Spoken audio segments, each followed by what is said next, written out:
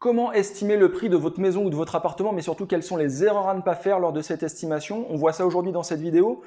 Juste avant, je vous rappelle que vous êtes libre de télécharger mon guide. C'est un guide d'une quarantaine de pages, bourré d'astuces, bourré de conseils sur la vente immobilière. C'est gratuit, vous avez le lien quelque part autour de la vidéo.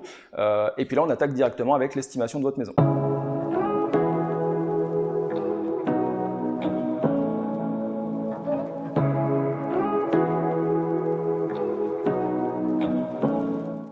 Alors, je vais déjà commencer par vous présenter les 4 erreurs que je rencontre le plus souvent lorsqu'on veut estimer son bien immobilier. On commence tout de suite par la première.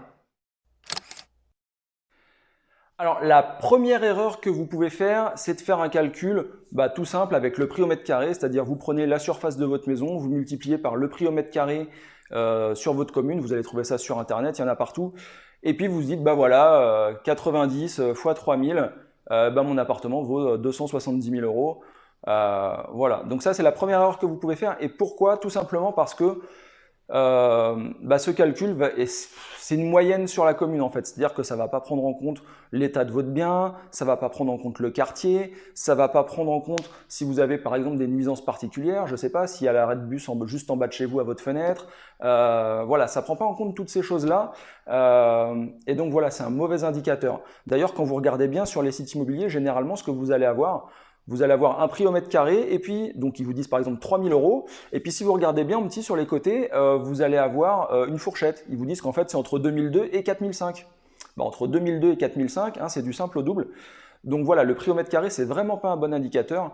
Le seul intérêt vraiment du prix au mètre carré, c'est de regarder par exemple l'évolution des prix de l'immobilier sur la commune sur 5 ans. On voit que par exemple sur 5 ans, les prix ont pris, je sais pas, 5%.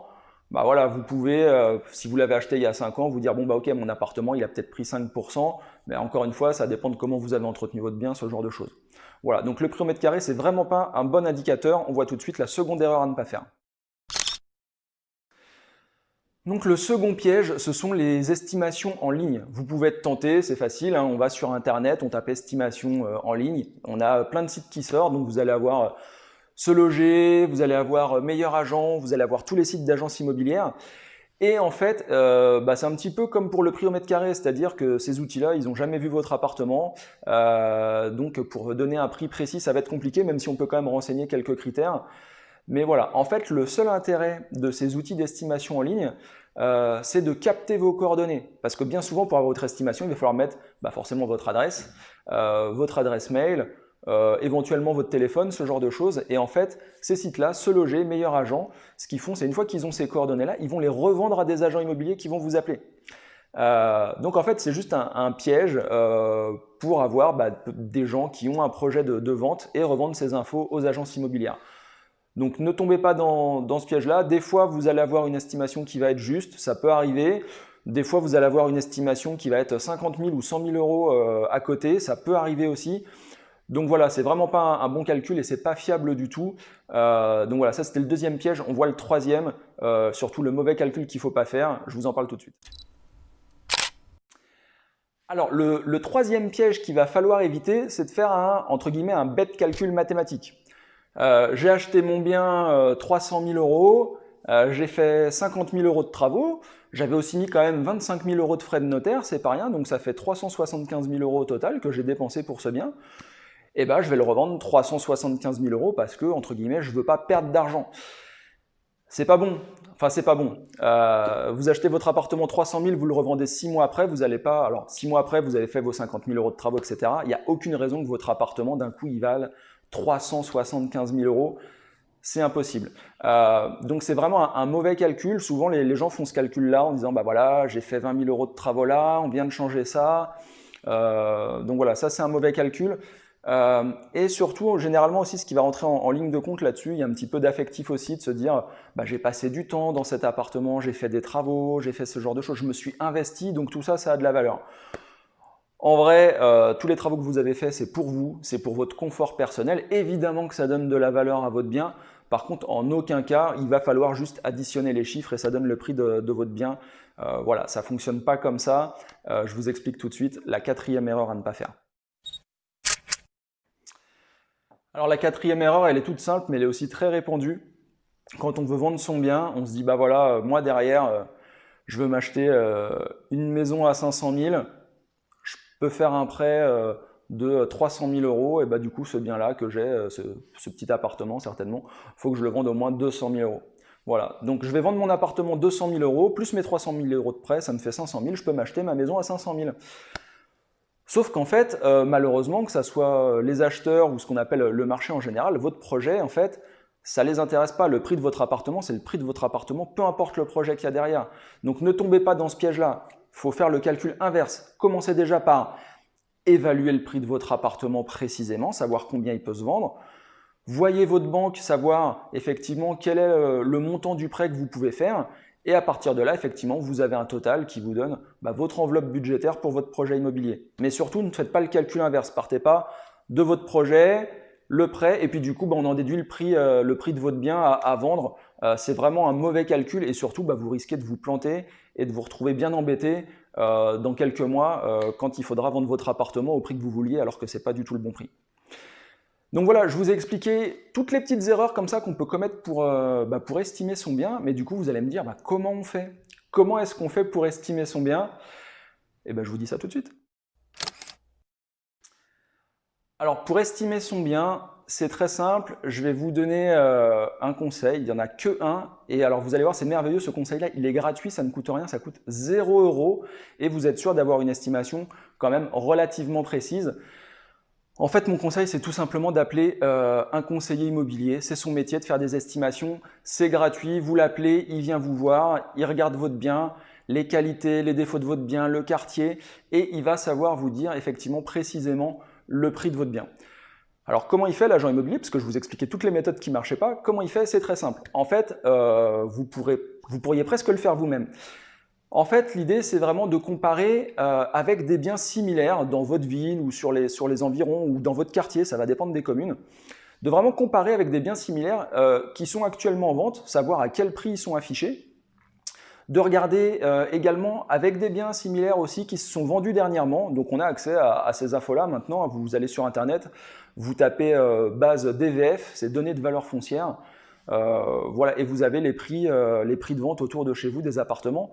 Alors attention, ça ne prend pas en compte, est-ce que par exemple si c'est un appartement, ça ne va pas prendre en compte est-ce qu'il y a un jardin, ou alors ça ne va pas vous dire est-ce qu'il y avait des travaux, ce genre de choses. Donc voilà, c'est aussi à prendre avec des pincettes, hein. Prenez pas « ah celui-là le prix me plaît bien, bon on va dire que le prix du mien c'est le même », d'accord? C'est une source d'information. Et l'autre source d'information que vous allez avoir aussi sur les sites immobiliers, ça va être tous les biens qui sont en vente, mais qui sont là depuis un petit moment, qui traînent, qui ne se vendent pas, et donc forcément ceux-là c'est qu'ils sont un petit peu chers parce qu'en vrai c'est toujours un problème de prix, d'accord? Alors pour savoir les biens, depuis combien de temps ils sont en vente, vous pouvez aller sur un site qui s'appelle Castorus. Alors le site n'est pas forcément très joli, mais voilà, vous avez les infos de chaque bien, savoir depuis combien de temps ils sont en vente, les baisses de prix qu'il y a eu, etc. Donc voilà, ça c'est tous les outils qu'un agent immobilier va utiliser pour estimer votre bien. Et surtout, la grosse différence, c'est que l'agent immobilier, lui, il connaît les acheteurs. Voilà, moi, des acheteurs, j'en vois toutes les semaines, si ce n'est pas tous les jours. Et forcément, je sais ce qui leur plaît, je sais ce qui leur plaît pas, je sais ce qui peut les freiner, je sais ce qui va leur faire avoir un coup de cœur sur votre bien. Et à partir de là, vraiment, je vais pouvoir ajuster le prix en fonction de ça et vous faire une estimation précise. Alors, je vous dis moi, mais ça peut être une autre agence, hein. Donc voilà comment il faut estimer votre bien. Appelez un conseiller, 2 conseillers, 3 conseillers, peu importe. C'est gratuit. Il n'y a aucune obligation après de passer avec cet agent immobilier-là. Mais voilà, c'est le seul moyen en fait d'avoir le bon prix de votre bien vraiment pour planifier votre projet. Donc là, vous avez vu, pour faire une estimation précise, le mieux c'est quand même de faire appel à des professionnels, hein, c'est leur métier. Mais ceci dit, là aussi, il y a des petits pièges à éviter. Alors, je vous les donne rapidement. Le premier piège que vous allez avoir, ça va être effectivement l'agent immobilier qui va booster un petit peu le prix de votre bien. Par exemple, il va vous dire 350, alors que peut-être les autres, ils vont avoir dit 300, 320. C'est tentant effectivement de partir avec l'agent immobilier qui vous fait l'estimation la plus haute. ne vous basez pas sur, ne vous basez pas uniquement en tout cas sur l'estimation pour choisir votre agent immobilier. L'agent immobilier, son métier, c'est pas de faire des estimations, sinon ça serait payant, ça serait pas gratuit. Le métier de conseiller immobilier, c'est vraiment de vous accompagner dans votre projet, de vous donner des conseils, d'assurer le suivi, voilà, toutes ces choses-là, aussi évidemment la communication. Donc voilà, comparez un petit peu toutes ces choses-là et sur le prix, après voyez, mais en tout cas tombez pas dans le piège de l'estimation vraiment boostée pour avoir l'air sympa, pour avoir le mandat. Le deuxième piège, c'est un petit peu le même, c'est l'agent immobilier carrément qui va vous dire écoutez, vous, votre maison, vous en voulez combien? 350? Écoutez, 350, franchement, je rajoute mes honoraires par-dessus. La maison, franchement, elle est nickel, ça va se vendre tout seul. Allez, on signe le mandat, c'est parti. Vous, il prend votre prix, ça vous fait plaisir. Bon, ok, on part avec lui, quoi. Donc voilà, ça c'est un piège aussi. À un moment, il faut que le conseiller immobilier il se mouille un petit peu sur le prix, vraiment qu'il soit là aussi pour vous conseiller sur le prix. Donc soyez attentif à ça et aux explications qu'il va vous donner. Et enfin, le troisième piège, ça va être le professionnel qui va vous dire écoutez, votre maison à 350 000, c'est bon, il n'y a pas de souci, j'ai déjà des acheteurs. Ça fait des mois qu'ils cherchent une maison comme la vôtre. Passez à l'agence demain. Samedi, on fait 2 visites. Votre maison, elle est vendue. Et quand on entend ça, franchement, ça fait rêver. On se dit oui, bien sûr, ok, on y va. Est-ce qu'il a vraiment des acheteurs ou pas? On ne sait pas. Le fait est, c'est que les acheteurs, ils n'ont jamais vu votre maison, ils n'ont jamais vu les photos, ils ne connaissent pas le prix, ils ne connaissent rien de tout ça, mais par contre, ils veulent absolument votre maison. Bon, c'est un petit peu bizarre, mais ceci dit, ça peut être vrai aussi, ça peut être vrai. Mais si c'est vrai, faites les choses bien. Faites des belles photos, rangez votre maison, etc. Publiez le bien et voilà, si les acheteurs sont vraiment intéressés, de toute façon, ils appelleront. Mais en tout cas, tombez pas dans le piège de j'ai déjà des acheteurs, venez signer le mandat, etc. Alors vous avez même des agents qui vont vous faire des visites, hein. Voilà, ça va être des visites, ils vont avoir pris des personnes, ils vont vous les amener pour faire les visites et puis finalement, non, ça va pas. Ou alors vous avez aussi le fameux, écoutez, je sais pas, vous le voyez l'agent le mercredi, le jeudi, vous passez signer le mandat, 2 visites samedi, et puis finalement, le vendredi soir, non, les visites, elles sont annulées, ils ont trouvé un bien, donc du coup, il n'y a pas les visites. Voilà. Bon, bref, enfin, tous ces petits trucs-là. Donc, faites attention, surtout quand vous allez après choisir la personne qui va vous accompagner dans votre projet. Voilà, faites attention de ne pas tomber sur les petits pièges comme ça qui peut y avoir avec l'estimation, ce genre de choses. Comparez les services du professionnel dans sa globalité et pas juste là-dessus. Voilà, écoutez, moi c'est tout ce que j'avais à vous dire sur l'estimation. Je pense que je vous ai à peu près tout dit. Bien sûr, si vous avez besoin de faire estimer votre bien, je suis disponible, évidemment. Voilà, en tout cas, merci de m'avoir écouté jusqu'au bout. Vous pouvez évidemment, comme sur toutes les vidéos, liker, partager, tout ce que vous voulez. Et moi, je vous dis à bientôt pour une prochaine vidéo.